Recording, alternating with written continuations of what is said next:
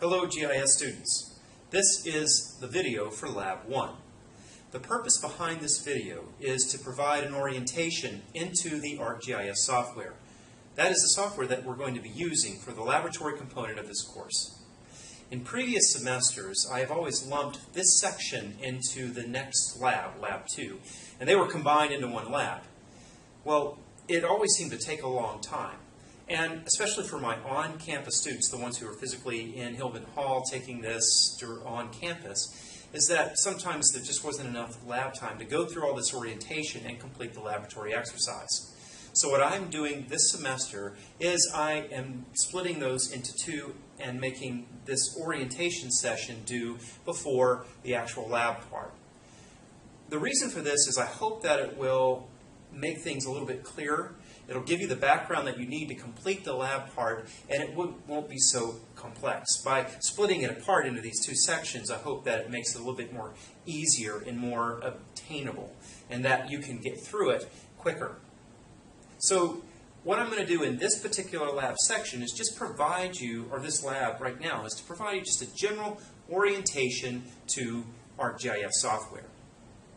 Before getting into the specifics about the software, I do want to mention that it is a complex system. It's a lot more complex than any other software you've probably worked with. There's a big difference between ArcGIS and how the files are structured and how it works than, say, with Microsoft Excel or Microsoft Word. It's a really complex thing, and it's not something that you're just going to intuitively grasp on the very first minute of the very first day. So this video will hopefully guide you through some important steps. Okay, before really getting into looking at the software, there are two things that I want to bring out right now. The first is that if you look at the program ArcGIS, it really consists of 3 programs. At least that's the version that we're working with now. In the future, that's probably going to change. But right now, ArcGIS really consists of at least 3 different sub-programs.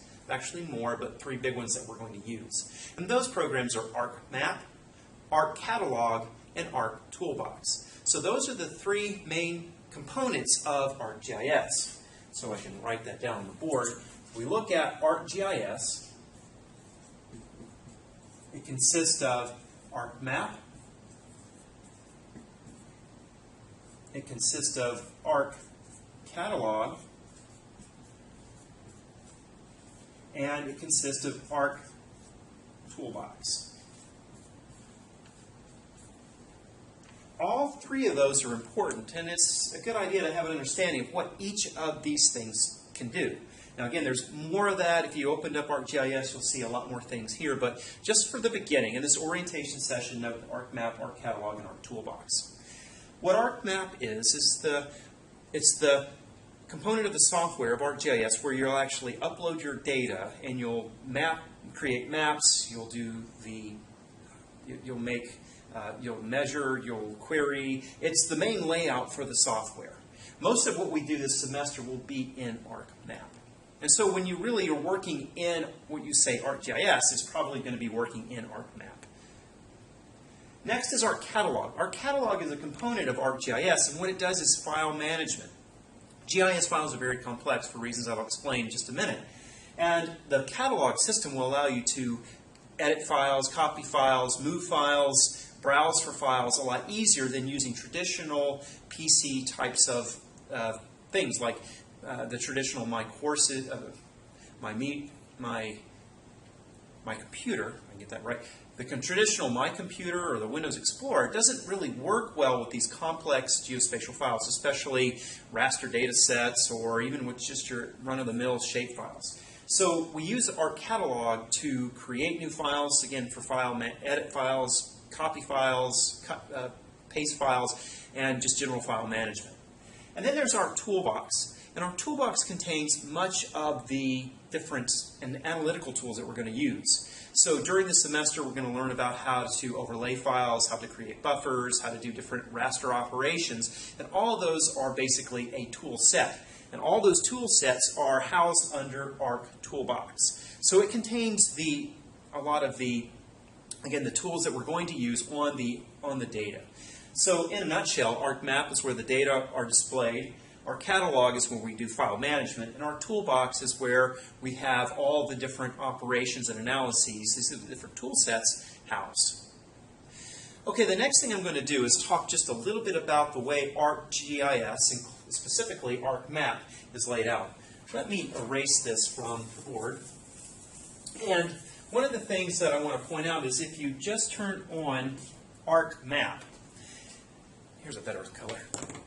If you turn on ArcMap, you're going to see a layout that looks something like this. There'll be a traditional screen, and then there's going to be here what's called a table of contents. I'm going to abbreviate it TOC for table of contents. And then there are going to be a bunch of different menus. And so you're going to see all these menus in the table of contents and whatnot. And in the menus, there's going to be tons of little buttons and things to click and whatnot. Well, this is the general outline of ArcMap. And if you go to ArcMap and go to File and Open, what it's going to be looking for is what's called a map document. And the map document is like a shell. It includes all of this layout here. The map document is somewhat analogous to, in theater, like the setting on which the play would take place. So this would be how everything is oriented and so forth. Note that with the set, it does not include the actors. And if you will, what I'm going with that is the actors, in this case, I'm using that as an analogy to represent the data. And so the data are saved differently than the map document. And I think that's something that's very important. Because if you go to File and Open, what it's going to do is try to find this map document, which is a file type called MXB. But the data don't exactly reside within that in the file structure. The data can be located elsewhere. But we bring in the data to that map document. And so the data might be, for instance, a shapefile, which is a star dot or asterisk dot SHP. So if you go to File Open, you're not going to be able to see the shapefile. Instead, to bring in the data, one of these menu bars is going to have a plus sign on it, and that plus sign is going to, if you hover the mouse over it, show you the function to add data. So again, I want you to see the difference between that, because it's a very common error for students. They can't find their file. They've worked for hours on it. It's disappeared. It's gone. Well, they're trying to open up something completely different. They're going to File Open instead of adding data, and they can't find that file that they just created. Similarly, they've made this beautiful layout. The map's perfect. They've got the scale right. They've got the colors right. And then they go back to open it using that button. They can't find it. And that becomes very frustrating. So it's very important to know the difference between that as we go forward. Okay, so what I want to do is now illustrate that on the computer, and I'm going to turn to the, I'm going to go to my computer. So this is what ArcMap looks like. And to reiterate what I said earlier, this is basically a canvas. This is the set that I use the analogy of the set as in a theater. And if you look at this, there's no data in it yet. This is again, the set. And if I go to File and I go to Open, what it's going to be doing is looking for a specific file type, which is a map document.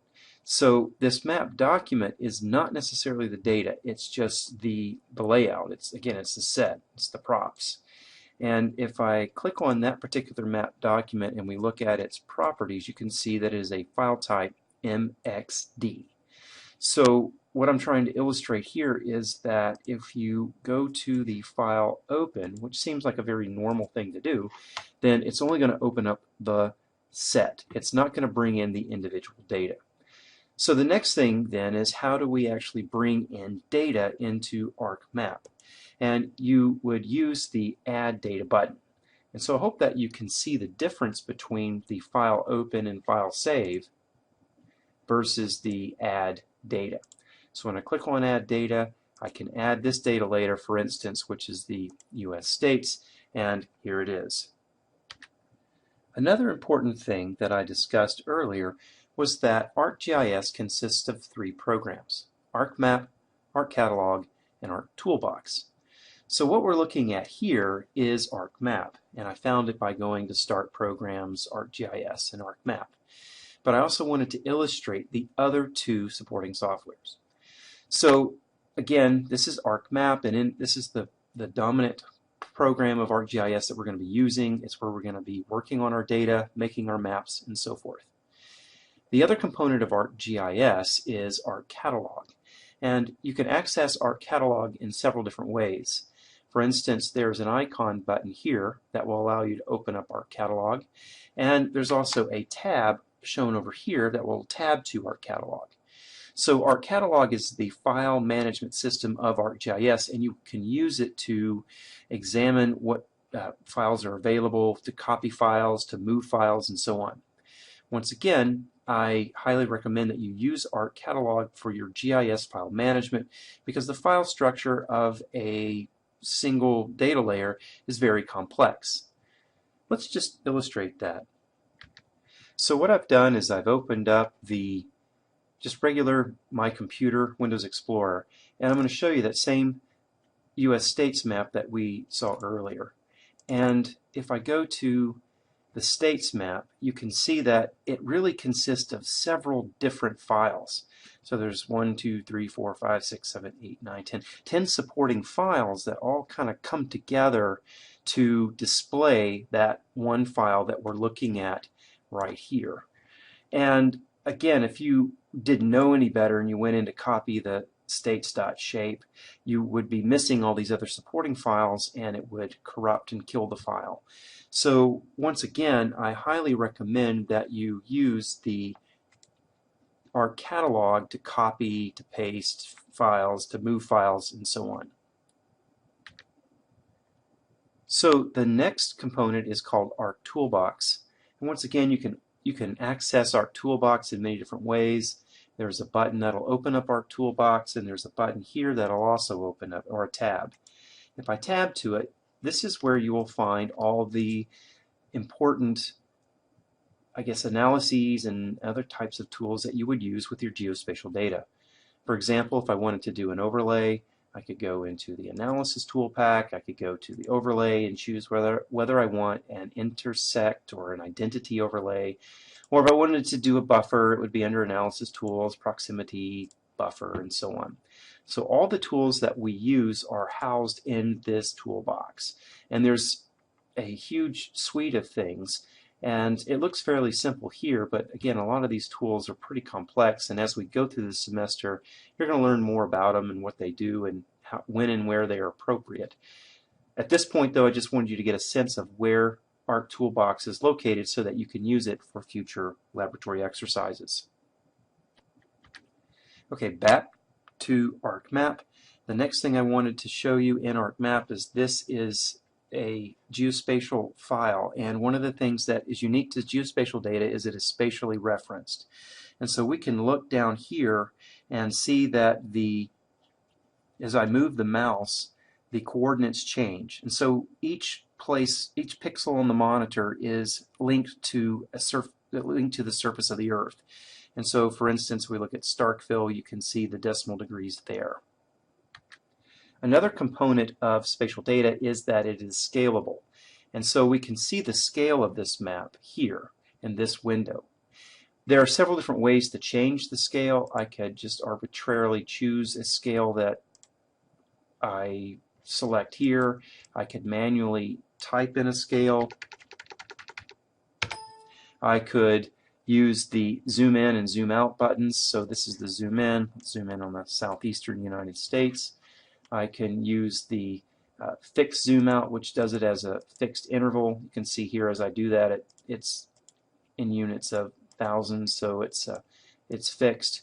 I can also use what's called the zoom to fixed extent or full extent. And if I'm working with something and it's kind of messed up and I want to go back to the original frame, I can just click on that globe icon, which is the full extent, and it brings it back to the fullest extent it would be. Also notice that you can use these arrows to go back or forward to or toggle between different scales. Another important component of the GIS data is that it has attributes. And if I right-click on in the table of contents, and this is the table of contents, so I right-click on my data layer called states, and I can go to Open Attribute Table, you can see each state, not only has georeference, but it also has information about that state. So for instance, with Washington, there's the population, number of people per household, number of females, number of males, and so on. All this, again, is attribute data. And the attribute table works like the table that you would have in another type of database like Excel or Microsoft Access or something like that. So I can sort and I can select and so on. Speaking of selecting, it's a nice little segue, what I want to do now is show you how you can select features in ArcGIS. That's a very important thing to know. We can select by either a physical location, which is the geographic, how things are spaced geographically, or we can select things by their attributes. Today, let's just focus on the attribute selection. And when I click on Select by Attributes, it brings up this window, and I can look, for instance, for a state name equal to, well, let's just do Arkansas. And what that allows me to do is to select a particular state. The queries can be more complex than that for sure. You could select states that have a population of a certain size. It could be populations under a certain size. It could be states that border not border one another, but states that start with the letter A. It could be states in the southeast. There are a lot of different ways to select. If I want to clear that selection, I can use this button here. I can also use this tool that will select the states that I will drag the mouse over. I can also select things by, again, going into the Select by Attribute. So there's lots of different ways to select. One thing that is interesting is if you select some states, like for instance, or select any kind of features, like if I select these states here, when I open up the attribute table, you'll see that it is linked, that they are dynamic, that there is a link between the attribute table and the map. And I can toggle to this button, which is the Show Selected Features, and it just shows me all those states that I selected. If I wanted to, there's other options. For instance, I can switch the selection and select things that I didn't select the first time, or I can modify that selection, or I can just clear all the selected features. Another important tool is the Identify tool. And when I click on the Identify tool and click on a state, like for instance the state of Mississippi, it brings up all of the attribute information. So everything in the attribute file that pertains to this particular record, in this case Mississippi, will be displayed in this Identify button. This is really handy because if you need to figure out what the population in Montana is, for example, you could do that pretty quickly. You could also use the Identify button in lots of other ways to determine what's the name of this particular city I click on, or any attribute. Another important tool is the Measure tool, and this allows me to measure the area or distance. Right now I'm going to focus on the distance, and I'm going to just arbitrarily choose miles. And let's say that I want to drive from Starkville, Mississippi to Duluth, Minnesota. Well, let's say the straight line distance between those two cities is, I didn't get it right. Let's see, about Starkville to Duluth. It's going to be about 950 miles. That's, again, a handy thing to have because oftentimes in working with GIS you want to determine how long something is, what's the perimeter, what's the area, and this tool is a really handy way of assessing that. Okay, the next thing I'm going to do is I'm going to create a simple map, a map for printing, and I wanted to show you how that's done. Let's see, to do that, I just want to really focus on the lower 48. Nothing against the states of Alaska or Hawaii, it's just for display purposes. Sometimes it's easier to just show the lower 48 states. And let's say that I want to make a map to print off. Well, one of the things I can do is just print off the spatial relationship of the states, or I can create a map based on its attributes. And so to do that, what I'm going to do is right-click, and I'm going to go to the properties of that layer. backing up, notice that there are lots of different options and tabs related to the layer properties, including the source, which includes where the file is located. It includes the projection. And with raster data, it may have more information, like, for instance, the number of bands that a particular satellite image has, and so on. So the source gives you lots of information about that data. But right now what we're doing is making a map. So I'm going to go to and tab to symbology. Right now the map is showing just a single symbol. But let's just say I want a map of some kind of attribute. And the attribute is some sort of quantity, a countable value like population. Well, I can click on the quantities and go to graduated color, for instance. And I can change that value to, for instance, the number of people that are between the age of 5 and 17. Then I can choose a color ramp. I can change the number of classes. I can do a lot of different things. That doesn't make sense, so let's just do this. And by doing that and clicking the apply button, you can see that I've made a map of population of states between the ages of 5 and 17, basically reflecting the youngest population. Now this is 1999. It's changed since then. A lot of people from up the north have been moving to the south. We know that because of the Sun Belt migration. But anyway, this is just a way that you can create a very quickly a map of population. Now if I wanted to print that off and more specifically submit that for a lab assignment, what I would do is create a nice layout. So what we're looking at here is basically a data view, and under view you can see it's listed as data view. If I want to look at how it would print off or how it would export, I would go to layout view. And once I have this in layout view, I have lots of different options. One of the things that's really important for a map is to have a scale bar. And one of the things or way you can do that is you go to insert and go to scale bar. There's lots of different options for you to explore. I'm not going to go through all of them here, but let's just say I want to add a generic scale bar. I can go in and change the units instead of miles. Maybe I want kilometers. And I'm going to add my simple scale bar. I can also go and insert the legend. And the legend is going to be for the states. And again, there's lots of options to explore. You will need to do that hopefully at some point during the semester. And there's my legend, which it links the color to the thing. Now, the map and these map elements that I've inserted, including the legend and the scale bar, are dynamic. So if I change the zoom of the map, the scale will also change. Or if I change the color of these states, the legend will also update and change. There's lots of other things to add. For instance, a north arrow, you could add a title.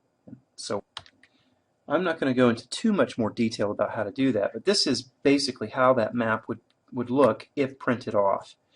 There are lots of other options again for you to choose. If you click on the actual map layout here where it's highlighted, right click and go to properties, you can see there's lots of other different things to do. We can add a border, we could change the background to green.